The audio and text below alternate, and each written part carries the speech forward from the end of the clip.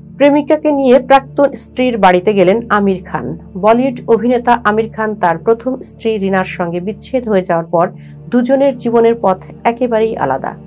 তবে এখনো বন্ধুত্ব রয়েছে। মেয়ের বিয়েতে কাঁধে কাঁধ মিলিয়ে কাজ করেছেন আমির রিনা। এদিকে নতুন প্রেমে রয়েছেন মিস্টার পারফেকশনিস্ট। নতুন প্রেমিকাকে নিয়ে পরিবারের কারো কোনো আপত্তি নেই, সে কথা আগেই জানিয়েছেন অভিনেতা। এবার প্রাক্তন স্ত্রী রিনার বাড়িতে একসঙ্গে যেতে দেখা গেছে আমির ও গৌরীকে, সঙ্গে ছিলেন ছেলে জুনেইদও। ভারতীয় গণমাধ্যমের এক প্রতিবেদনে বলা হয়, সম্প্রতি পাপারাজ্জিদের ক্যামেরাবন্দী হয়েছে সেই মুহূর্ত। সামাজিক যোগাযোগ মাধ্যমে ছড়িয়ে পড়া ছবিতে দেখা যায় প্রাক্তন স্ত্রী রিনার বাড়িতে একসঙ্গে যাচ্ছেন আমির গৌরীকে, সঙ্গে ছিল ছেলে জুনায়েদ। কি কারণে হঠাৎ প্রেমিকা ও ছেলেকে নিয়ে প্রথম স্ত্রীর বাড়িতে গেছেন আমির তা এখনো স্পষ্ট নয়।